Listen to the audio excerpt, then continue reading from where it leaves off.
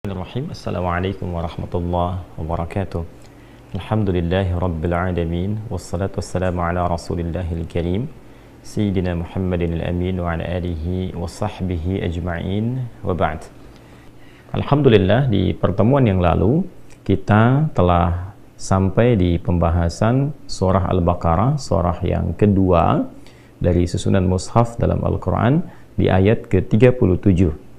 Dan kini di pertemuan saat ini insyaallah kita akan menutup pembahasan di ayat ke-37 ini dengan menegaskan apa yang telah kita janjikan di pertemuan sebelumnya, yaitu menyempurnakan tentang kalimat taubat tertinggi Sayyidul Istighfar yang pernah diinformasikan dan bahkan ditalqinkan, dibacakan oleh Rasulullah SAW.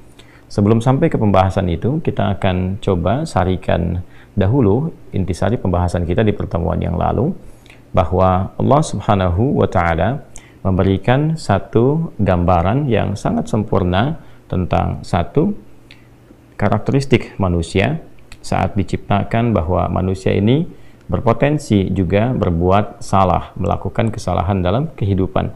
Namun demikian, kasih sayang Allah Subhanahu wa Ta'ala menjadikan juga manusia memiliki fitrah untuk memperbaiki kesalahan itu menjadi sebuah kesolehan, mentransformasikan salah menjadi soleh dengan satu anugerah Allah yang disebut dengan taubat. Jadi pada diri manusia ada potensi salah, tapi juga ada kemampuan untuk bertaubat. Ini yang membedakan manusia dengan syaitan. Syaitan, dia salah, dia tak kenal benar, terhalang potensi taubatnya oleh kesombongannya, oleh keangkuhannya. Sehingga ketika Allah Subhanahu wa Ta'ala memberikan kesempatan kepada setan untuk menyadari kesalahannya dan bertobat kepada Allah, dia tidak memanfaatkan rahmat Allah itu karena tertutup oleh keangkuhannya. Aba wastakbar, dia enggan untuk menaati perintah Allah Subhanahu wa Ta'ala dalam rangka menyembah Allah Subhanahu wa Ta'ala lewat ketaatan pada perintahnya untuk menghormati Adam dalam perintah sujud hormat kepada Adam itu. Alih-alih dia menghormati perintah itu, alih-alih dia menyembah Allah Subhanahu wa Ta'ala lewat perintahnya, dia malah berkata, ana khairum minhu. Setan berkata, saya lebih hebat dibandingkan dengan Adam. Khalaqtani min narin wa khalaqtahu min tin. Ya, engkau ciptakan aku dari api, engkau ciptakan dia dari tanah. Tidak dalam levelnya, yang diciptakan dengan materi yang lebih tinggi mesti hormat kepada yang rendah. Padahal dalam konteks ini Allah Subhanahu wa Ta'ala dengan membuka perintahnya dengan kalimat yang sangat jelas. Ma mana'aka alla tasjuda idh amartuk. Apa yang mencegah engkau tidak menghormati perintahku supaya sujud hormat kepada Adam alaihissalam. Allah menegaskan ini bukan perkara hormatnya kepada Adam, tapi perkara menaati perintahku. Tapi karena istakbar, aba wastakbar, dia enggan untuk menaati itu karena sifat sombongnya. Kesimpulannya adalah setan salah, setan tidak kenal benar, dan setan menutup peluang untuk mendapatkan pintu taubatnya karena kesombongannya. Salah, tidak mau bertobat. Manusia sebaliknya punya potensi salah, tapi juga dalam saat yang bersamaan punya fitrah untuk menjadi saleh, untuk bertobat, memperbaiki kesalahannya. Itu titik perbedaannya. Untuk itulah kemudian Allah Subhanahu wa Ta'ala memberikan petunjuk, bahkan sejak Nabi Adam alaihissalam diturunkan ke muka bumi. Lekat dengan petunjuk ini, bagaimana caranya ketika seorang hamba Allah dari kalangan manusia, anak cucu Adam, Bani Adam, disebutkan 7 kali dalam Al-Quran, kemudian berbuat salah dalam hidupnya, pikirannya keliru berpikir, apa-apa yang disebut dengan su'udzan, kan? Dia kemudian negative thinking, salah berpikir, salah menduga, salah mengira. Kemudian pandangannya salah melihat, telinganya salah mendengar, lisannya salah bertutur. Maka bagaimana kemudian cara memperbaiki itu semua? Diturunkan oleh Allah Subhanahu wa Ta'ala satu petunjuk untuk kembali menjadi soleh, memperbaiki semua yang salah tadi, sehingga bagian-bagian tubuh kita yang pernah berbuat salah diperbaiki itu dan diarahkan kepada yang soleh. Maka pembuka dari semua rumusan taubat ini dibukalah di surah Al-Baqarah di ayat ke-37 yang detil pembahasannya telah kita uraikan di pertemuan yang lalu, saat Allah Subhanahu wa Ta'ala berfirman, a'udzubillahi minasyaitonirrajim, bismillahirrahmanirrahim, fatalaqa adamu min rabbih kalimatin fataba alaihi innahu huwat tawwabur rahim. Maka Adam alaihissalam ditalqinkan, mendapatkan dan mengambil serta mengamalkan. Talaqa, mendapati, mengambil dan mengamalkan. ya Adam alaihissalam mendapati dari Allah Subhanahu wa taala, mengambil dari Allah Subhanahu wa taala kalimatin, ya petunjuk-petunjuk taubat. Lalu mengamalkan itu semua, fataba alaihi, maka Allah Subhanahu wa taala menerima taubatnya. Innahu huwat tawwabur rahim. Sungguh Allah Subhanahu wa taala menilai dan berkomitmen terhadap hamba-hambanya yang sungguh-sungguh memperbaiki dirinya untuk menjadi lebih baik, maka Allah Subhanahu wa taala akan menerima taubatnya, menerima komitmen hambanya itu. Dan ini yang paling indah, ketika seseorang berbuat maksiat dan dia berusaha beralih menjadi taat, bukan sekedar Allah terima taubatnya, tapi Allah pun akan mencurahkan kasih sayangnya. Ini indahnya yang bisa kita teladani dari sifat-sifat Allah Subhanahu wa taala. Jadi kalau ada hamba yang taubat, dia taubat dari kesalahan, dia ingin kembali menjadi baik, dia tinggalkan maksiat, dia ingin taat, dia jauhi salah, dia ingin menjadi saleh, Allah bukan sekedar menerima komitmennya menjadi baik, tapi sekaligus memberikan percikan rahmatnya, menyayangi hamba itu untuk kembali kepada jalan-jalan kebaikan. Ini poin yang sangat utama, dan di pertemuan yang lalu kita telah bahas mulai dari zikir yang umumnya, ya Rabbana zalamna anfusana wa illam taghfir lana wa tarhamna lanakunanna minal khasirin. Jadi ini telah kita pelajari di pertemuan yang lalu, ya Al-A'raf di ayat ke-23 itu telah kita urutkan sampai ke zikir-zikir spesifik. Bagaimana kalau dosanya sampai yang tingkat tertinggi, kalau pembunuhan apa, kalau pernah berzina apa, dan turunan-turunan lainnya. Nah, sekarang kita akan masuki satu pembahasan yang utama, apa yang telah kami janjikan dengan izin Allah Subhanahu wa taala di pertemuan yang lalu, bahwa semua akumulasi kalimat-kalimat taubat dari satu gambaran perbuatan maksiat, bahkan bila pun ada seseorang merasa berbuat salah dalam hidupnya, entah berapa banyak kesalahan yang telah ia kerjakan, dan ia juga merasa bingung, zikir apa yang harus ia bacakan, kalimat apa yang harus ia mohonkan kepada Allah, sekiranya Allah berkenan untuk menerima taubatnya dan memercikan kasih sayang kepadanya, sehingga ia bisa beralih dari sifat-sifat salah, pelaku maksiat, kepada sifat-sifat soleh, menjadi hamba yang taat. Itulah yang akan kita uraikan di pertemuan kali ini. Insyaallah kita akan mengambil satu hadis yang diriwayatkan oleh Al-Imam Al-Bukhari. Jadi kita dapati dari 97 topik itu, di Al-Bukhari itu ada 97 topik teman-teman. Dari sekian hadis, kurang lebih 7.000 hadis, ya, baik yang disampaikan setiap temanya ataupun juga disebutkan di tema lain, kurang lebih ada 7.000. Kemudian dibagi kepada 97 topik, 97 tema. Di setiap tema itu biasanya ada tema, ada subtema, ya kan? Nah, di subtema itu nanti akan dimulai dengan ayat Qur'annya dulu, lalu dari formulasi ayat Qur'an ini diturunkan hadis-hadisnya. Nah, pembahasan kita ini ada yang tercantum di tema ke-80, ya, atau topik ke-80 Kitabud Da'awat. Jadi ada Kitabud Da'awat, topik ke-80, nomor hadisnya 6306. Ya, di subtopik yang kedua, Bab Afdhalil Istighfar. Saya ulangi, ada di tema ke-80, jadi dari 97 tema, 97 topik, ada di tema ke-80 Kitabud Da'awat, ya, bimbingan doa-doa. Kemudian di subtopik yang kedua, Bab Afdhalil Istighfar, subtopik tentang Afdhalil Istighfar, istighfar yang paling utama. Jadi dari sekian banyak kalimat-kalimat istighfar, ini puncaknya, ya, nanti kita akan lihat. Baik, kita langsung saja. Bismillahirrahmanirrahim. Qala al-musannifu rahimahullahu ta'ala, Imam Al-Bukhari menyampaikan dalam kitabnya. Kita langsung ke subtopik yang kedua di Kitabud Da'awat. Babu Afdhalil Istighfar.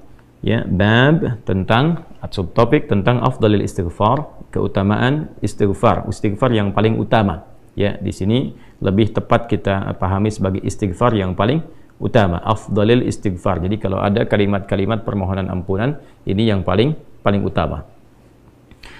Wa qawlihi ta'ala, adapun firman Allah Subhanahu wa ta'ala yang terkait dengan pembahasan ini. Jadi ini yang paling menarik di kitab Sahih Al-Bukhari itu, sebelum masuk ke hadisnya, beliau rahimahullahu ta'ala menyantumkan terlebih dahulu ayat-ayat Quran yang terkorelasi dengan itu. Ini menunjukkan kefaqihan Al-Imam Al-Bukhari. Jadi bukan sekedar ahli hadis, tapi juga beliau ahli Al-Quran, faqih, dia tahu konstruksi sebuah hukum, formulasinya, oh ini ayatnya, ini hadisnya. Maka dari kita memahami ayat saja, kemudian juga memahami penjelasan dalam hadisnya, kita sudah bisa mengetahui ini arahnya kemana, konstruksinya seperti apa. Ini diantara kefaqihan Al-Imam Al-Bukhari rahimahullahu ta'ala. Wa qawlihi ta'ala, adapun firman Allah Subhanahu wa ta'ala yang terkait dengan topik ini, yaitu istighfar yang paling utama. yaitu di Quran surah Nuh ya ayat 10 sampai 12 ya, kita sampaikan dulu ayatnya. A'udzubillahi minasyaitonirrajim. Bismillahirrahmanirrahim. Istaghfiru rabbakum innahu kana ghaffara. Di sini dipotong di bagian intinya, jadi untuk mendapatkan pemahaman yang terkait dengan pembahasan langsung ya, atau kalau kita mau sempurnakan dari awal ayatnya di ayat 10 itu faqultu astaghfiru rabbakum innahu kana ghaffara. Di lisan Nabi Nuh alaihissalam sudah diajarkan ya, sejak eranya Nabi Nuh alaihissalam bahwa orang-orang yang berbuat salah itu ya diingatkan potensinya ada rahmat Allah Subhanahu wa taala untuk memperbaiki kesalahannya sehingga menjadi saleh. Ya, ini satu fitrah. Jadi di setiap era itu selalu percikan rahmat Allah itu diberikan kepada setiap hamba ya melalui utusan-utusan Allah. Di era-eranya ada rasul ya, ada nabi, kemudian rasul nabi berhenti ya dengan hadirnya Nabi Muhammad SAW dan wafatnya beliau, selesai era kenabian, selesai era kerasulan. Maka semua petunjuk-petunjuk yang telah sempurna itu diteruskan oleh sahabat beliau dari kalangan ulama. Nanti kalangan ulama ini mengajarkan kepada ulama di generasi selanjutnya, di tabi'in, tabi'ut tabi'un, sampai kemudian kepada kita. Ya, ini pakemnya sudah ada. Jadi dalam diri kita ini boleh jadi setiap manusia itu kan tidak ada yang suci ya, kecuali para nabi dan rasul yang memiliki sifat maksum, dijaga dari kesalahan. Boleh jadi saya, Anda, kita berbuat satu kesalahan, tapi rahmat Allah menjadikan kita itu mendapatkan fitrah untuk memperbaiki itu. Nah, ini yang nggak dimiliki oleh setan. Setan itu salah ya salah, itu kan? Salah ya salah. Jadi ketika dia berusaha untuk mendapatkan rahmat Allah pun dengan taubat itu selalu terhambat dengan kesombongannya, istikbar itu. Ya, satu kali ditawari untuk bisa mendapatkan ampunan pun ya, lalu diberikan satu syarat untuk hormat kepada jasadnya Adam pun kan, itu tetap kemudian dia abai. Sekali lagi saya ingatkan untuk menekankan bahwa kita ini tercipta sebagai manusia, bukan setan. Ya, sepanjang kita menyadari kita manusia dan berbuat salah, maka aktifkan sinyal taubat itu. Ya, sejak di era sebelumnya, bahkan di era Nabi Adam alaihissalam turun ke muka bumi, kemudian juga berkeluarga, ya risalah-risalah tentang taubat itu selalu kemudian disampaikan. Nah, di era Nabi Nuh alaihissalam, rasul pertama. Jadi kalau Adam itu nabi yang pertama, Nuh alaihissalam rasul yang pertama. Umatnya salah, maka dengan kasih Allah Subhanahu wa taala diturunkanlah kemudian pengingat ya, lewat fitrah kemanusiaan ini, lewat Nabi Nuh alaihissalam disampaikan faqultu astaghfiru rabbakum innahu kana ghaffara. Ya, maka aku tegaskan kepada kalian, istaghfiru rabbakum, cepat istighfar, cepat balik lagi, ambil kalimat-kalimat ampunan, ambil kalimat-kalimat tobat ya dari Allah Subhanahu wa taala, menggunakan Rabb tuh yang telah menciptamu, merawatmu, menyayangimu, mengingatkan. Jadi Rabb itu ada nilai-nilai rububiyah di dalamnya. Ya, ada sifat-sifat rububiyah. Ya, bukan sekedar mencipta, tapi juga merawat, memberikan perhatian, memberikan kebutuhan. Kalau dalam bahasa bebasnya Allah seakan ingin mengatakan, hei, aku kan yang cipta engkau, ya kan? Engkau berbuat salah, aku berikan kesempatan untuk saleh. Aku kirimkan di kalimat taubat, aku berikan kesempatan untuk memperbaiki diri. Kenapa engkau nggak ambil, ya kan? Ya, indah sekali gitu. Ya, aku ciptakan engkau salah, aku berikan jalan saleh. Kenapa ketika aku berikan jembatan untuk memperbaiki diri, engkau tidak ambil? Maka lewat Nabi Nuh alaihissalam sejak di era kerasulan pertama itu diingatkan sampai nanti puncaknya di era Nabi Muhammad sallallahu alaihi wasallam. Faqultu astaghfiru rabbakum innahu kana ghaffara. Kata Nabi Nuh alaihissalam, aku tegaskan innahu kana ghaffara. Sungguh Allah Subhanahu wa taala itu telah menetapkan pada dirinya bahwa Ia Maha mengampuni seluruh dosa-dosa. Jadi ada ghafir, ya, ada ghaffar, ada ghafur, dan nanti dilekatkan dengan rahim pada puncaknya. Ya.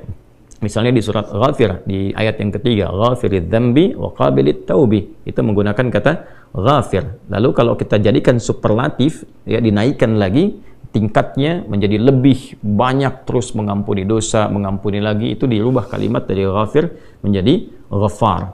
Kalau tanpa batas diberikan kemudian sifat yang ketiga yaitu Ghafur.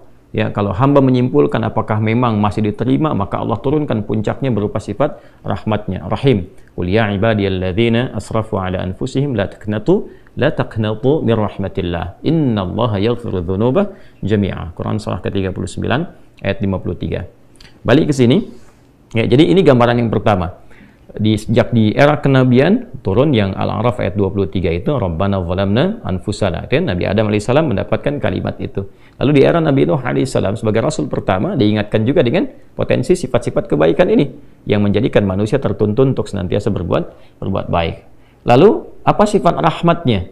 Ya, kalau kita kembalikan ke konstruksi Al-Baqarah ayat 37, tadi kan saya katakan di awal ya, Allah menegaskan seorang yang taubat ingin merubah dirinya dari salah menjadi saleh, bukan sekedar dituntun oleh Allah, tapi juga dipercikan kasih sayang Allah kepadanya. Rahmat Allah diberikan. Ya, kembali ke Quran surah kedua ayat 37 itu, fatalaqqa Adamu min rabbih kalimatin fataba alaihi innahu huwat tawwabur rahim. Jadi bukan tawwab saja, tapi rahim juga. Bukan sekedar Allah terima taubatnya, tapi kasih sayang Allah pun diberikan kepadanya.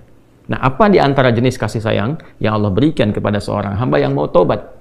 Ya, maka diteruskan ayatnya sampai 12 di sini. Imam Al-Bukhari menyantumkan di sini sampai ayat 12, yursilis samaa 'alaikum midrara wa yumdidkum bi amwali wa banina wa yaj'al lakum jannatin wa yaj'al lakum anhara. Allahu akbar.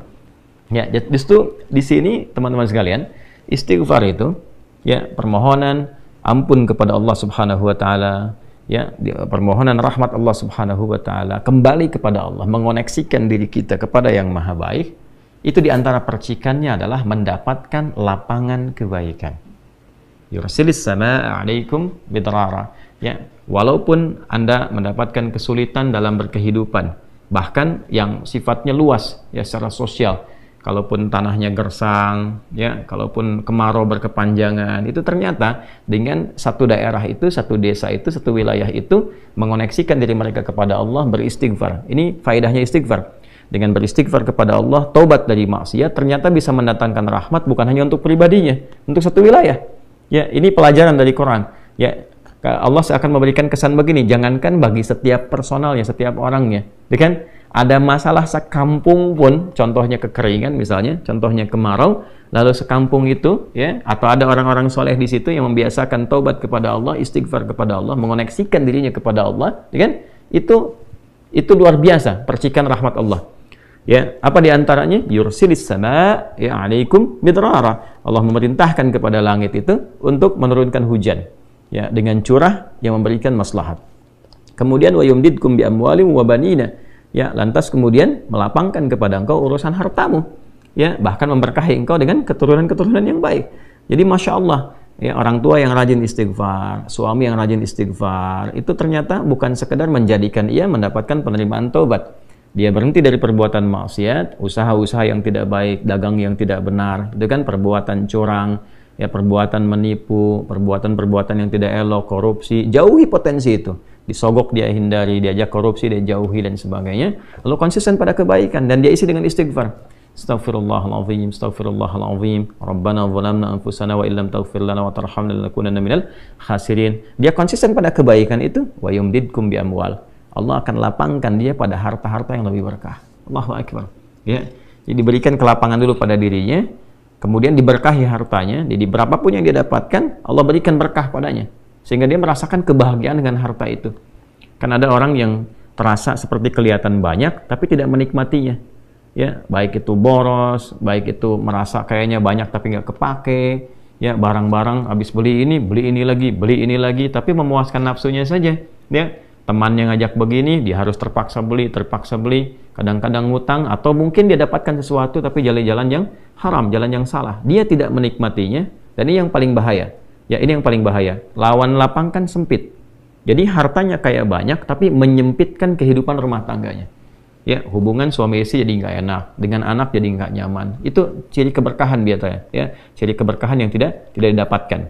Jadi kalau berkah itu dapat, walaupun terlihat kuantitasnya nggak sama dengan orang, dia 100 juta, ini 1 juta, tapi kenikmatannya luar biasa. Ya, di rumah ada kebahagiaan, hubungan menjadi nyaman, apa yang ditata itu bermanfaat, yang dimakan menjadi daging, dari daging itu terkonstruksi menjadi pengetahuan, jadi macam-macam, jadi energi, ya, energinya dipakai pada kebaikan. Sebaliknya yang terlihat seperti banyak, kayaknya banyak nih, ya, tapi tidak memberikan kebahagiaan. Di rumah nggak bahagia, tidak memberikan dampak energi positif, ke ibadah jadi malas. Ya, itu ciri-ciri pertama kalau harta kurang berkah itu, apalagi tidak berkah, itu pasti menurun kesolehannya, meningkat kesalahannya. Pasti itu. Ya, jadi mulai menurun nih, sholat mulai menurun, baca Quran mulai menurun. Nah, kesalahan mulai meningkat. Makan mulai salah, minum mulai salah. Yang tadinya minum yang baik-baik, sekarang minum yang tidak baik dan sebagainya. Nanti kalau sudah begini, pasti hubungan di rumah tangganya pun nggak akan jadi baik gitu. Ya, dan itu akan terbawa dalam kesempitan. Nah, cara untuk mengatasi itu, ini balik ke Quran surah Nuh tadi, di ayat 10 sampai dengan ayat 12. Kalau kita menyadari kemudian itu salah, lantas ingin memperbaiki diri, kembali kepada Allah, perbaiki diri kita, ya, lalu mengingat Allah, menyesali apa yang telah dilakukan, berjanji untuk berbuat baik, itu tidak tanggung apa yang Allah jawab. Ya. Kalaupun ada satu kelapangan yang tidak berkah tadi, diganti oleh Allah, dihilangkan yang kurang baiknya, dilapangkan dengan yang baik-baiknya. Lalu setelah itu dijaga keluarganya. Jadi memberikan kesan bahwa ada hubungan yang korelasi secara langsung antara harta dengan keluarga, dengan anak keturunan. Jadi hati-hati, saya ingatkan kepada para ayah, pada saya pribadi dan kita semua, jangan sampai membawa yang haram ke rumah. Sekali lagi, jangan sampai membawa yang haram ke rumah. Jadi kalau istri sudah memasak itu di dapur, menjadi makanan, dikonsumsi oleh anak-anak jadi daging, ya, dikonsumsi jadi daging nih, itu jadi karakter. Ya, itu sudah fitrah, sudah umum begitu. Jadi kalau dia baik, akan membentuk kebaikan. Kalau nggak baik, akan merubah ya, pada keburukan. Kontrolnya susah di situ. Ya, sangat sulit sekali. Nah, caranya tadi kembali kepada Allah, tinggalkan yang kurang baik tadi, nanti Allah rubah. Ya, cara dia mendapatkan harta itu, walaupun awalnya terlihat nggak nyaman, karena kan merubah diri, mengeluarkan yang kotor dulu. Ya, kalau terlalu banyak kotoran, mandi kan ya agak cukup pekat tuh mandinya, bersihkan lagi, terasa nggak seperti biasa. Tapi setelah dibersihkan semua jadi enak kan? Nah, itulah agama begitu, dibersihkan yang kotor itu kayaknya awalnya nggak enak, tapi kemudian hati jadi lapang. Yang diberikan kelapangan hati dulu. Ya, begitu hatinya lapang, baru nanti Allah buka jalan. Ya, setelah hatinya lapang, bagus, dan dinilai baik ini punya kemampuan untuk bertindak dan mengelola apa yang didapatkan, dilapangkanlah rezekinya, karena dia sudah dinilai pandai untuk mengelolanya. Setelah itu diperbaiki keturunannya. Ya. Wa banina wa yaj'al lakum jannatin wa yaj'al lakum anhara. Bahkan setelah itu dibikin kaya lebih dari sebelumnya. Ya, asetnya ditambah lagi, diberikan kenikmatan hidup, ya, sampai dijaga hingga kembali kepada Allah Subhanahu wa ta'ala. Itu faidah istighfar. Jadi kalau kita biasakan bertekad, berniat memperbaiki diri dari yang salah menjadi baik, itu Allah sudah berikan motivasi. Aku bukan hanya terima taubatmu, tapi aku rubah keadaan hidupmu lebih istimewa, lebih mahal nilainya dibandingkan dengan keadaan sebelumnya yang terlihat seperti fata morgana. Kemudian dikuatkan dengan Quran surah ketiga Ali Imran ayat 135, ya. Di sini disampaikan Allah Subhanahu wa taala berfirman, a'udzubillahi minasyaitonir rajim, bismillahirrahmanirrahim, walladzina idza fa'alu fahishatan aw zalamu anfusahum, ini dzakarullaha fastaghfaru lidzunubihim wa may yaghfiru dzunuba illallah wa lam yusirru ala ma fa'alu wa hum ya'lamun. Di highlight di sini di firman Allah Subhanahu wa taala, dzakarullaha fastaghfaru lidzunubihim. Ya, yaitu orang-orang yang mendapatkan rahmat Allah Subhanahu wa taala itu. Jadi ini korelasinya dengan ayat 133. Jadi ayat 133 itu Allah Subhanahu wa taala berjanji bagi orang-orang yang menyegerakan istighfar. Jadi ingat dosa hari ini nih. Sekarang misalnya malam nih, kita ingat ada dosa yang dikerjakan. Lantas ketika ingat itu istighfar. Istighfar, minta ampun sama Allah, gitu kan? Itu menyegerakan sesuatu tanpa jeda disebut dengan sara'a. Ya, sara'a. Jadi ada sa'a, ada sara'a. Kalau sa'a itu menyegerakan sesuatu dengan persiapan. Ya, makanya besok nih ada Jumatan menggunakan sa'a. Fas'au bukan fasari'u. Ya, ya ayyuhalladzina amanu idza nudiya lis-salati min yaumil jumu'ati fas'au bukan fasari'u. Fas'au itu Quran surah Al-Jumu'ah. Ya, Al-Jumu'ah di ayat yang keberapa? Ayat 9, ya kan?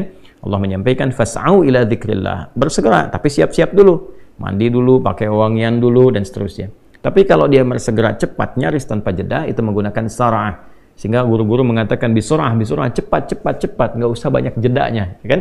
Nah, di Ali Imran ayat 133 Allah berfirman, wasari'u ila maghfiratin min rabbikum.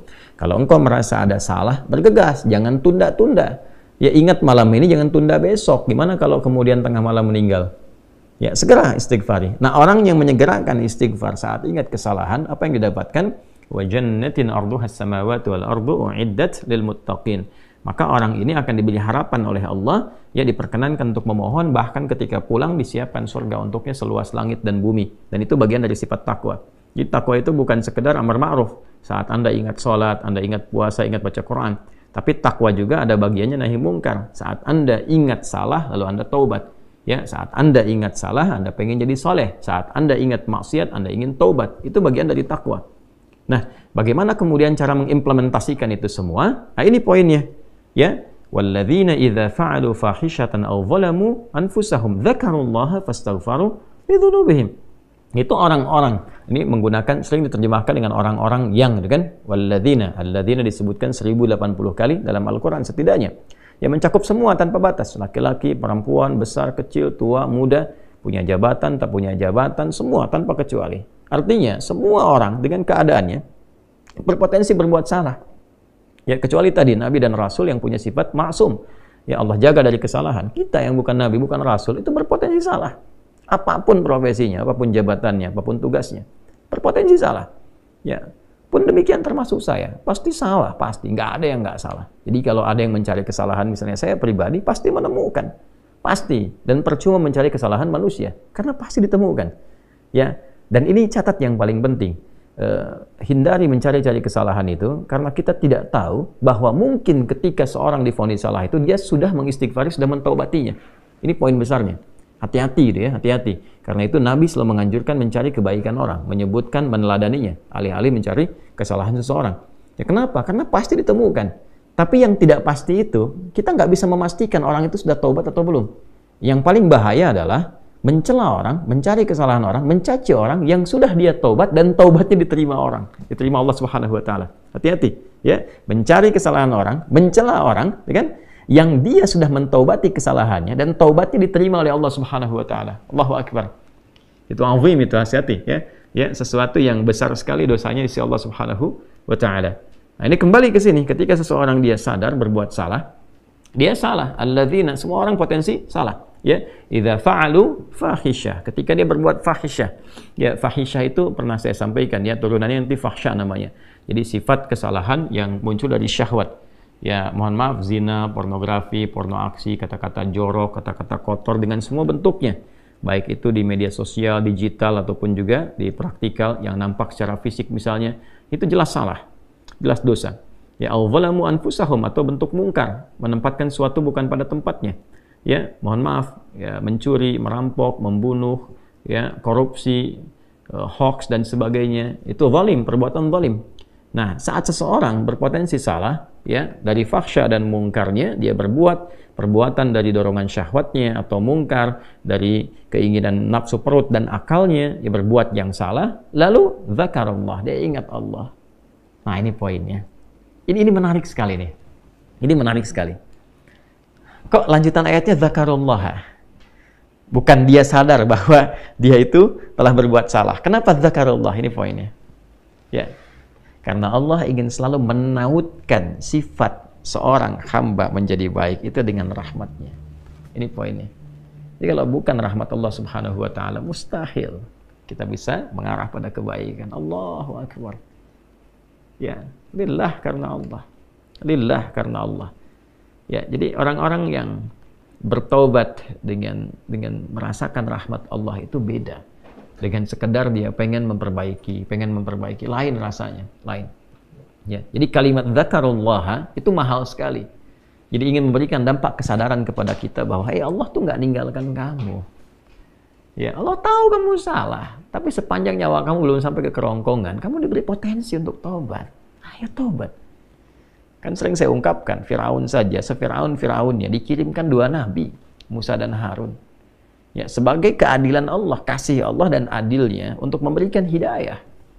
Ya, sampai titik puncak kan nyawanya di kerongkongan. Cuman sayang kan dia sendiri yang memilih untuk tidak mengambil hidayah itu. Sampai nyawanya di kerongkongan.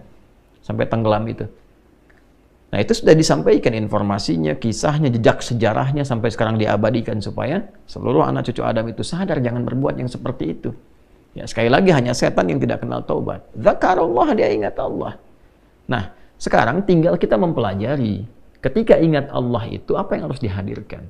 Tadi poinnya, Allah tawarkan kita bukan hanya sekedar jadi baik, rahmat dibuka, kasih sayang dibuka, kelapangan hati dibuka. Ya, makanya saya barangkali juga ingin menekankan materi-materi semacam ini, yaitu penting untuk disampaikan ya kepada saudara-saudari kita barangkali yang sekarang dengan kasih sayang Allah itu ya diisolasi di satu tempat seperti lapas misalnya, lembaga permasyarakatan. Boleh jadi itu kasih Allah untuk diperbaiki sehingga dia konsisten bisa berbuat baik saja di dalam, ya, terjaga dari perbuatan-perbuatan di luar, dikontrol supaya bisa kembali pada jalan yang baik. Dia bisa di dalam, bisa memperbaiki diri, istighfarnya enak, bisa ngaji, kadang ketemu ke masjid dan sebagainya. Kalau ini dimanfaatkan dengan baik, Allahu Akbar, Allah kasih kelapangan. Ya walaupun mungkin tinggal di tempat yang sempit, terasa kemudian dibatasi dengan sel-sel, tapi hatinya lapang, itu luas, megah, dan jadi nikmat. Ya, orang butuh waktu untuk menghafal, butuh suasana. Anda punya tempat yang cukup ideal untuk menghafal Quran, memperbaiki diri, dan fikihnya ada kan? Dan sangat jelas sekali kenapa di antara kisahnya Nabi Yusuf alaihissalam ya diizinkan oleh Allah untuk masuk ke dalam ruang itu untuk memberikan sebuah pencerahan sehingga menemukan modelnya. Ini model orang saleh yang mau jadi saleh, bahkan setelah itu dia keluar dan diangkat jadi pembantunya raja kan, pada masa itu asisten rumah tangganya raja. Naik gitu dari sosok yang salah ya, kemudian dia tobat mengambil petunjuk dari Nabi Yusuf alaihissalam, dia berubah jadi orang hebat setelah itu. Ya, jadi asisten rumah tangganya raja. Itu luar biasa gitu. Ya, tapi yang memilih kemudian untuk jalan-jalan keburukan, tetap bertahan di dalamnya, selesai gitu. Ya, ini tawaran sesuatu yang indah. Ya, bahkan ada juga yang terakhir ini yang paling luar biasa. Orang yang sudah mendapatkan ancaman hukuman, ya sampai kemudian juga mengakhiri kehidupannya, tapi dia mau bertobat. Ya, maka dia bisa mengakhiri kehidupannya itu dengan apa yang telah ditetapkan misalnya. Kan kita nggak tahu garis takdir itu bagaimana. Ya. Wallahu alam, tiba kemudian manusia memberikan hukuman, tapi Allah dengan kehendaknya merubah itu semua, bisa berubah. Ya, tapi kemudian kalau itu bersamaan dengan takdir yang telah Allah tetapkan, dia menjadi baik. Jadi di Islam itu selalu ada solusi. Selalu ada solusi dan pedomannya mengantarkan pada kebahagiaan. Itu poin tertingginya. Nah, balik ke kita, tarik lagi. Dalam hidup nggak ada orang suci. Nggak ada orang yang nggak pernah salah. Pasti pernah berbuat salah. Dan sebaik-baiknya orang salah itu adalah orang yang mau memperbaiki kesalahannya sehingga dia merubah salah menjadi saleh. Dia merubah maksiatnya menjadi taubat. Nah, di titik inilah kemudian dia mesti ingat Allah. Nah, saat ingat Allah itu yang diingat itu bukan sekedar Allah, bukan. Ingatlah bahwa ketika dia taubat, serius taubat, Allah menerima taubatnya dan merubah keadaan hidup dia menjadi lebih baik dari sebelumnya. Maka kalau sudah sadar dengan itu, cepat. Nah, huruf yang menunjukkan cepat tanpa jeda itu pakai fa. Dzakarallaha fastaghfaru lidzunubihim. Maka cepat bergegas dia taubat saat itu juga. Jadi kalau malam ini kita ingat misalnya salah, segera taubat, istighfar. Ya, Nabi itu sampai menegaskan, aku ini dalam sehari itu beristighfar ya pada Allah Subhanahu wa taala lebih daripada 70 kali. Nanti di hadis berikutnya tuh, ya di nomor hadis 6307 itu ya, subtopik yang ketiga itu ditekankan sekali Nabi menyampaikan demikian. Ya, sebagai contoh tentunya kepada kita, contoh kepada kita. Nah, ini teman-teman sekalian poinnya. Jadi ini ayat motivasi awal ayat yang ditampilkan oleh Imam Al-Bukhari untuk menunjukkan sekali lagi bahwa beliau ini bukan sekedar menampilkan hadis, tapi paham antara korelasi hadis sebagai tafsir dari ayat Al-Quran. Ini konstruksi ayatnya, ini hadisnya. Nah, di titik tadi kita kan baru sampai ke titik motivasi kan, termotivasi kita dengan ayat-ayat Allah yang disampaikan tadi. Ini surah Nuh ya ayat 10 sampai 12, ini surah Ali Imran ayat 135. Lantas kita bertanya, cara taubatnya gimana? Bacaan apa yang dibacakan? Titik ini kan? Ya, jadi kalau tadi disampaikan kamu kalau taubat akan begini, akan diberikan jalan begini, dirubah hidupmu begini. Kita bertanya balik, cara taubatnya bagaimana? Apa yang dibaca? Nah, inilah yang dijawab lewat hadisnya. Inilah indahnya dalam Islam. Jadi tidak hanya teori begini, tidak. Ya, bukan sebuah teori, tapi bimbingan real dalam berkehidupan. Ya, kasusnya begini, pedomannya seperti ini, tafsirnya begini, jalannya begini, contohnya si fulan yang bisa dicek dalam sejarah, yang kalau diikuti si fulan di generasi lain, tuh lihat kehidupannya begini, begini, begini. Ya, sekarang kita kembalikan. Baik, di sini di nomor hadis 6306 tadi sudah saya sampaikan di awal. Bismillahirrahmanirrahim. Qala al-Imam Al-Bukhari rahimahullahu taala, Imam Al-Bukhari menyampaikan, haddatsana Abu Ma'mar haddatsana Abdul Warith haddatsana Al-Husain haddatsana Abdullah ibn Buraidah qala haddatsani Bushair ibn Ka'ab Al-Adawi qala haddatsani Shaddad bin Aus. Nah, ini di rawi penyampai riwayat satunya yang bersumber nanti dari Nabi sallallahu alaihi wasallam adalah seorang sahabat bernama Shaddad bin Aus radhiyallahu taala anhu. Semoga Allah memberikan ridha terbaik kepada sahabat mulia dimaksud dan semoga Allah memberikan percikan kemuliaan pada kita untuk meneladani kemuliaan beliau dan mempraktekkan mengimplementasikan hadis yang kita akan dapat ini. Anin Nabi sallallahu alaihi wasallam, dari Nabi sallallahu alaihi wasallam, perhatikan kalimatnya. Qala Rasulullah sallallahu alaihi wasallam, sayyidul istighfari, puncak istighfar itu.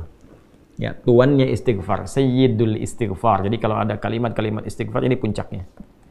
Nah, intinya kalau bingung berbuat maksiat, sudah banyak perbuatan salah yang dilakukan dari ujung kepala sampai ujung kaki, pernah berbuat salah dan kita ingin taubat, apa puncak kalimatnya? Ya.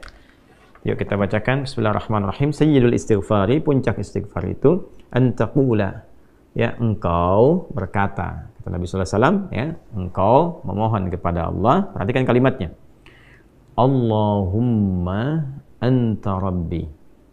Allahumma, ya Allah, dengan segenap kerendahan dan ketawaduanku kepadamu.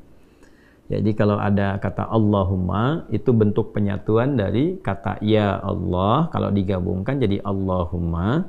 Tapi juga bacaan Allahumma ini meresapkan sebuah kesan kerendahan, ketawaduan. Jadi kalau baca Allahumma itu merendah, jangan meninggi. Ya, jadi isyarat pertama kalau ingin istighfarnya benar itu merendahlah sebagai seorang hamba, mengakui kesalahan-kesalahan yang kita perbuat. Allahumma anta rabbi, ya Allah, sungguh engkau adalah Tuhan yang merawatku. Ya, yang mencipta, yang merawat, yang memberikan kebutuhan, yang mengarahkan pada kebaikan. Jadi semua sifat-sifat tadi dikumpulkan dalam satu nama, yaitu Rabb. Ya, karena itu ketika wahyu pertama diturunkan, kalimat Rabb ini muncul. Iqra bismi rabbikal ladzi khalaq. Allah yang ngajarkan kita. Ya, ya Muhammad SAW baca ini, ya baca dan niatkan bacaanmu itu karena Allah yang telah menciptamu saja, ya menetapkan penciptaan, merawat engkau, memberikan kebutuhan sampai ini begitu mudah. Apalagi hanya menetapkan engkau mudah mengikuti bacaan yang dibacakan oleh Jibril alaihissalam. Jadi di sini ketika mengatakan anta rabbi, kita mengembalikan status kehambaan kita kepada Allah yang memberi jalan untuk taubat. Itu poinnya. Ya. Salah itu salah saya, salah Anda, salah kita sebagai hamba, ya kan? Tapi kita mohon rahmat Allah untuk membimbing salah ini menjadi saleh, untuk mengikuti jalan yang Allah berikan. Allahumma anta rabbi, la ilaha illa anta khalaqtani. Ya Allah, hamba menetapkan tidak ada Tuhan yang dipertuhankan dan layak disembah kecuali Engkau, ya Allah, dan Engkaulah yang mencipta hamba. Ya, ini kalimat lembut yang sifatnya menyentuh. Ya, kalau bahasa kitanya begini, ya Allah, aku kan hamba-Mu juga yang Kau ciptakan. Engkau yang telah ciptakan aku. Ya kan? Kalau di kalimat Adam yang pernah kita baca di pertemuan yang lalu dari tafsir Imam Jarir At-Tabari itu Jarir At-Tabari kita telah sampaikan di pertemuan yang sebelumnya bahwa Adam mengonfirmasi, Allah, gitu kan? Ya Allah, ya Tuhanku, bukankah aku adalah hamba-Mu yang Kau ciptakan? Ya, dengan tanganmu sendiri, dengan kuasamu sendiri. Ya Allah menjawab, ya tentu saja, kan? Dan seterusnya sampai ujung hadisnya, ya ara'aita, bagaimana ya Allah engkau menilai kalau hamba intubtu wa aslahtu, kalau hamba sekarang bertobat dan memperbaiki diri, ya araji'in anta ilal jannah, apakah engkau akan mengembalikan aku kepada surga? Ya Allah menjawab, na'am, tentu saja, bahkan dengan surga yang lebih indah. Itu yang pernah kita bahas di pertemuan sebelumnya. Nah, di sini kita kembalikan dengan kalimat yang tadi. Ya, la ilaha illa anta khalaqtani wa ana abduk, ya Allah, engkau yang ciptakan aku. Aku berkomitmen menegaskan bahwa engkau adalah satu-satunya Tuhan, tidak ada yang layak dituhankan, diibadahi kecuali engkau. Engkau yang mencipta aku hamba-Mu, ya Allah. Ya, laisa kamitsli syai', enggak ada perbandingan serupa. Saya berikan ilustrasi dan enggak sama dengan perbandingan ini. Ya, ada seorang anak berbuat salah. Datang ke ibunya. Salahnya banyak. Dan dia katakan, "Bu, saya mengaku salah, Bu. Minta maaf, ya, sesalah-salahnya saya kan anak ibu juga, bukankah ibu yang telah mengandung, menyayang-nyayangi saya dalam rahim?" Itu kalimat sentuhan pertama. Seorang ibu ketika menerima kalimat itu, ya, dia bisa menahan marahnya. Dia mendahulukan kasihnya, walaupun mungkin responnya nggak cepat. Nah, Allah laisa kamitslihi syai', Allah berbeda. Ya, justru Allah mengajarkan kita dengan kalimat-kalimat baik tadi itu sebagai keteladanan. Kalau ada nanti praktek dengan manusia salah, masuklah dengan cara-cara yang lembut, gitu kan? Sedangkan Allah mengajarkan kepada kita, mohon nih, lewat Nabi Muhammad SAW diajarkan oleh Nabi, nih, mohonlah kepada Allah dengan kalimat yang menyentuh. Ya, karena Allah itu maha latif, maha lembut, maha perasa, masuk dengan nilai rasa yang tinggi. Ya, Allahumma anta rabbi la ilaha illa anta khalaqtani wa ana 'abduk, ya Allah. Engkau yang merawatku, Engkau Tuhan, Engkau yang berikan kecukupan dalam kehidupan. Aku yang berkomitmen, gak ada Tuhan yang layak dipertuhankan, yang layak disembah kecuali Engkau. Engkau yang menciptakan aku hamba-Mu, ya Allah. Ya, Allahu Akbar. Kemudian, wa ana ala ahdika wa wa'dika mastata'at. Ya Allah, aku berkomitmen. Aku ingin memperbaiki diri dan aku tetap dalam komitmen ala ahdika wa wa'dika. Aku berkomitmen untuk mengikat syahadatku kepadamu. Ya, ahdi itu jadi satu komitmen perjanjian ta'ahud kita dengan Allah Subhanahu wa taala bahwa kita bertauhid kepadanya. Ya, itu ada di Quran surah ke-7 Al-A'raf di ayat 172. Wa idz akhadha rabbuka min bani adama min zuhurihim dzurriyyatahum wa asyhadahum ala anfusihim alastu birabbikum qalu bala syahidna ya an taqulu yaumal qiyamati inna kunna an hadza ghafilin. Jadi kita sudah berkomitmen ya kepada Allah Subhanahu wa taala untuk mentauhidkan Allah. Nah, itu adalah ta'ahud kita, ya pengikat kita, perjanjian kita dengan Allah. Ya Allah, aku berkomitmen ya kepada perjanjianku untuk mentauhidkan Engkau. Aku bertobat, aku akan menjaga tauhid ini, mengesahkan Engkau, menjauhi syirik ya, menuhankan hanya Engkau saja.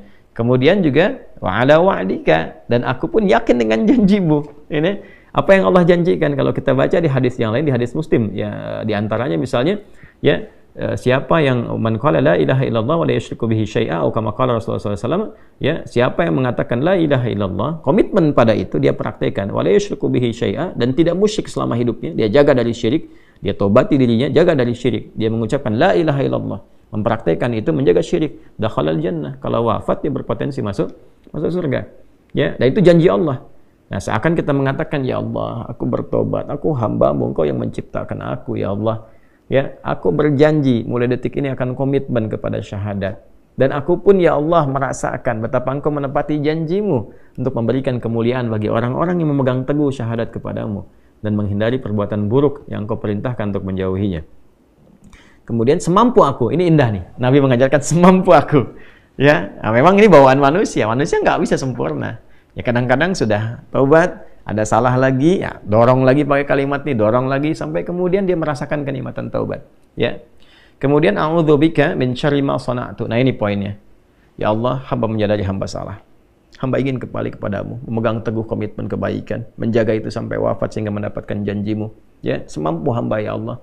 Namun hamba sadar, hamba punya kelemahan. Seringkali dalam nafsu ini mendorong hamba berbuat maksiat. Maka hamba mohon perlindungan kepadamu dari semua potensi buruk yang mungkin dilakukan oleh diri hamba ini.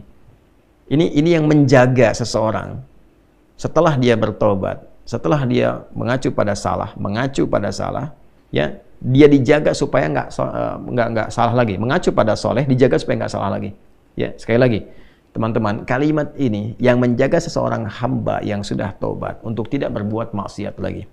Kalimat ini yang menjaga seorang hamba yang telah mengacu kepada soleh untuk tidak berbuat salah lagi. Ini poinnya. Ya, jadi seringkali ada pertanyaannya, ya Ustadz, saya itu sudah tobat tapi kadang dikerjain lagi. Nah, ini kalimatnya sudah dicakup oleh Nabi. Wa'udzubika min syarri ma sana'tu. Setelah kita tobat, kita minta, ya Allah, aku mohon perlindungan darimu dari potensi keburukan yang mungkin dikerjakan oleh diriku setelah taubat ini. Ya. Ini kalimatnya indah sekali. Kemudian abu'u laka bi ni'matika 'alayya, dan aku abu itu a'tarifu, dan aku mengakui ya Allah betapa banyak nikmat yang telah Engkau berikan kepada aku. Ini kalimat penyesalan. Jadi di sini tercampur semua kalimat pengakuan keesaan Allah, perjanjian untuk kembali kepada Allah dalam kebaikan, ya, menepati komitmen dengannya.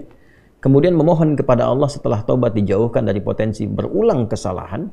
Lalu ini poin nih, mengakui nikmat-nikmat yang Allah berikan kepada kita yang kadang-kadang kita lalai mensyukurinya. Ya Allah, aku ini sadar Kau berikan banyak nikmat kepada aku, nikmat nafas, nikmat udara, nikmat sehat. Kok bisa kesehatan yang Kau berikan kepada aku sebagai nikmat aku konversi jadi maksiat? Bukannya dipakai untuk taat, kok dipakai untuk mencuri, dipakai untuk korupsi, dipakai untuk nipu, dipakai untuk celah orang. Mulut sehat orang baca Quran, kok ini digunakan untuk mencela orang? Tangan sehat orang gunakan untuk berbuat yang baik, memberi, mengerjakan yang baik-baik, kok digunakan untuk bikin hoax, untuk bikin status yang buruk, ya, untuk melakukan tindakan kekerasan dan sebagainya. Maka kita menyadari, Allah, Kau mengakui nikmat-Mu kepada aku begitu banyak, ya. Kemudian wa abu'u laka bidzambi. Nah, ini poin yang tadi saya sampaikan. Tapi aku pun mengakui, ya Allah, aku belum mampu mengonversi nikmat tadi dengan bentuk ketaatan. Alih-alih aku taat, aku berbuat maksiat, aku sadar, ya Allah. Nah, ini petunjuk kalau mau tobat, sesali dengan penuh kesadaran, ingat maksiatnya.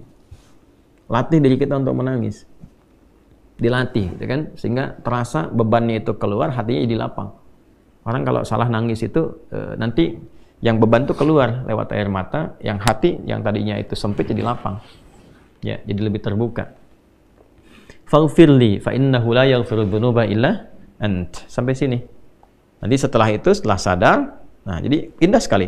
Setelah komitmen, sadar, pengakuan, penyesalan, keluar air mata, hati lapang, faghfirli. Baru saat hati lapang itu minta, ya Allah ampuni hamba.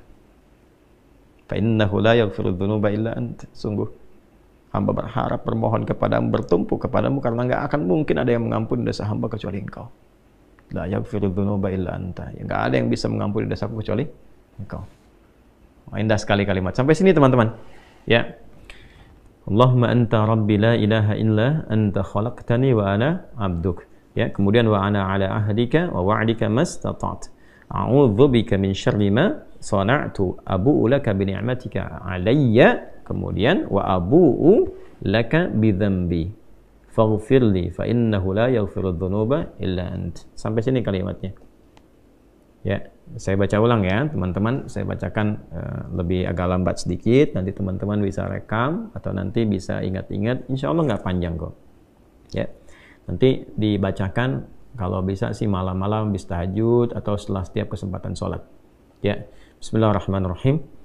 Allahumma anta rabbi la ilaha illa anta khalaqtani wa ana abduk wa ana ala ahdika wa wa'dika mastata'tu a'udzu bika min syarri ma sana'tu abu'u laka bi ni'matika 'alayya wa abu'u laka bi dzambi faghfirli fa innahu la yaghfiru dzunuba illa ant.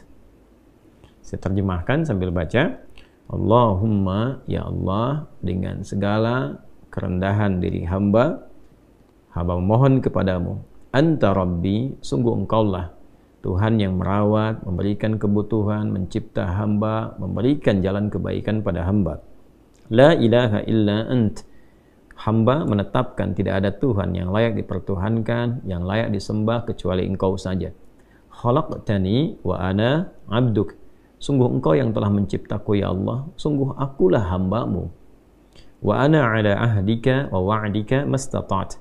Ya Allah, aku berkomitmen untuk memegang teguh perjanjianku denganmu, dan aku berkeyakinan bahwa engkau pun akan menepati janjimu kepadaku. Aku berusaha mewujudkan itu sesuai dengan kemampuanku. A'udzubika min syarri ma sana'tu. Ya Allah, setelah permohonan taubat ini, komitmen ini, aku mohon perlindunganmu ya Allah. Aku berlindung kepadamu dari segala potensi buruk yang mungkin terjadi dari dalam diriku, yang aku perbuat. Abu'u laka bi ni'matika 'alayya. Aku menyadari, mengakui ya Allah betapa besar nikmatmu yang kau berikan kepadaku. Wa abu'u laka bi dzambi. Dan aku pun menyadari ya Allah belum mampu mensyukuri nikmat-nikmat tadi. Bahkan lebih sering aku berbuat dosa, kesalahan dibandingkan mensyukuri nikmatmu kepadaku. Faghfirli, aku mohon ya Allah ampuni diriku. Fa innahu la yaghfiru dzunuba illa ant. Maka sungguh aku sangat berkeyakinan ya Allah tidak ada satupun yang mampu mengampuni dosaku kecuali engkau saja. Bila mampu kita mengamalkan ini dengan baik, minimal ya kita dalam sekehidupan tuh bisa membacakan ini. Minimal lah dalam selama hidup paling sedikitnya bisa pernah baca ini. Ya, sebetulnya kalau bisa minimal sehari baca, sehari sekali baca ya. Kita sama-sama menguatkan. Nah, wa man qalaha minan nahar muqinan biha famata min yaumihi qabla an yumsiya fahuwa min ahlil jannah. Ini garansi dari Nabi. Orang yang mampu mengatakan ini, jadi mendawamkan dia baca ini ya, dia baca ini ya minan nahar di waktu siang. Nah, misalnya muncul dari pagi itu ya, beraktivitas ya, dia baca ini, dia mengoreksi kesalahannya, bermuhasabah, dia baca nih muqinan biha dan yakin dengan semua janji-janji yang disampaikan dalam kalimat ini, dengan komitmennya, dengan janji Allah kan, dengan keyakinan bahwa Allah akan merahmati dan sebagainya. Lalu dia minta kepada Allah, tiba kemudian dia wafat di waktu itu, sebelum datangnya sore. Dia wafat itu. Ya, maka apa yang terjadi? Kata Nabi, fahuwa min ahlil jannah. Dijamin langsung di lisan Nabi termasuk ahli surga. Allahu akbar. Ya, Allahu akbar. Wa man qalaha min al-laili wa huwa muqinun biha famata qabla an yusbiha fahuwa min ahlil jannah.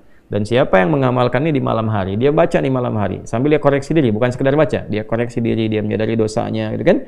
Malam ini kita baca, kita sadari diri, kita ingin jadi baik, pengen jadi baik, ingin jadi lebih berkah lagi. Lalu kita meyakini semua janji-janji yang disampaikan dari lisan Nabi SAW yang mulia, ya, pada semua apa yang tadi kita telah pelajari. Maka apa yang terjadi?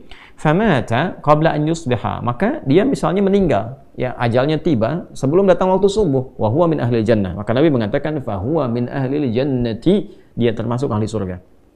Ya, Masya Allah. Jadi rahmat Allah menjadikan hamba ini diterima taubatnya, dan percikan kasih Allah menjamin dia menjadi ahli surga, dibalas dengan surga, bukan dunia lagi, balas dengan surga kalau dia wafat. Ya, hadis ini teman-teman tadi disampaikan oleh sahabat Syaddad bin Aus radhiyallahu taala anhu, disampaikan juga, dikutip juga oleh Imam At-Tirmidzi dalam kitab Sunan ini nomor hadis 3393, kemudian di An-Nasai nomor hadis 5522, dan kita bisa dapati ini semua dengan status yang sahih, tinggal kita amalkan dalam kehidupan. Nah, ini Sayyidul Istighfar. Ya, maka dengan demikian insya Allah tertutup pembahasan kita di kesempatan kali ini untuk mengurai Quran surah ke-2 Al-Baqarah di ayat ke-37. Nah, berapa kali dibacakan ini? Ya, standarnya bisa sekali kita bacakan, tapi kalau kita ingin melatih diri, kita sambungkan ke hadis berikutnya di nomor hadis 6307, memberikan kesan bahwa Nabi melatih nih. Bahkan Nabi sampaikan, saya itu beristighfar setidaknya kurang lebih 70 kali dalam sehari. Ya, saya bacakan hadisnya ya. Ini topik yang ketiga di Al-Bukhari, di topik yang ke-80, subtopik yang ketiga. Bab istighfarin Nabi sallallahu alaihi wasallam fil yaumi wal lailah. Ya, subtopik tentang istighfarnya Nabi sallallahu alaihi wasallam sehari semalam. Ya, qala al-Imam al-Bukhari rahimahullahu taala, haddatsana Abu Yaman akhbarana Syu'aib an az-Zuhri qala akhbarani Abu Salamah ibnu Abdurrahman qala Abu Hurairah radhiyallahu taala anhu. Ya, sanadnya tersambung pada sahabat mulia Abdurrahman bin Sahar, yaitu Abu Hurairah radhiyallahu taala anhu. Sami'tu Rasulullah sallallahu alaihi wasallam yaqul, saya pernah mendengar Rasulullah SAW bersabda, wallahi inni la astaghfirullah wa atubu ilaihi fil yaumi akthar min 70 marratan. Ya, sungguh aku itu, kata Nabi SAW, sungguh aku itu beristighfar kepada Allah, bertobat kepadanya dalam sehari itu lebih daripada 70 kali. Ya, ini contoh yang diberikan oleh Nabi kepada kita. Ya, bisa diartikan lebih daripada 70, bisa juga dipahami untuk melatih diri kita sehingga merasakan dzauqut taubah. Dzauqu taubah, nilai rasa taubat. Ya, dzauq at-taubah itu feel-nya taubat. Jadi jumlahnya itu yang kita lihat bukan kuantitas berapa kalinya. Tapi ini pesan lebih kepada bagaimana dengan kita sering mengucapkan itu, hati bisa terkoneksi dan merasakan itu. Jadi kalau kalimat di lisan itu sudah sampai ke dalam hati, tersentuh hati kita, nah itulah titik tertingginya. Ya, untuk kita memohon dengan khusyuk. Itu poinnya. Jadi pada seseorang, Nabi sampaikan lebih daripada 70 kali, mungkin bagi seseorang itu bisa 75, bisa 80 kali, atau bisa bahkan 33 kali, gitu kan. Ya, atau 70 ini bisa dibagi-bagi. Ya, kalau dibagi misalnya kepada harian, dari 5 kali waktu sholat, ya, kita bisa temukan dalam setiap kali waktu sholat, misalnya kita 15, ya, selain yang subhanallah, alhamdulillah, Allahu akbar, yang 33 kali itu, kemudian kan istighfar.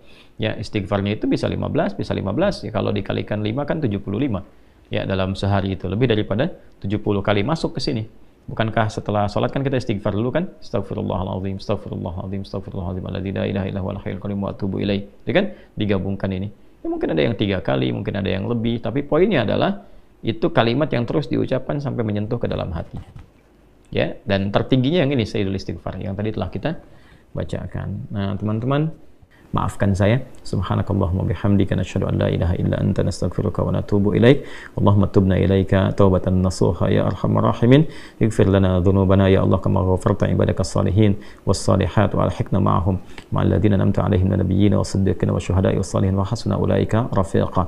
Wa sallallahu ala sayyidina Muhammad wa ala alihi wa sahbihi ajma'in.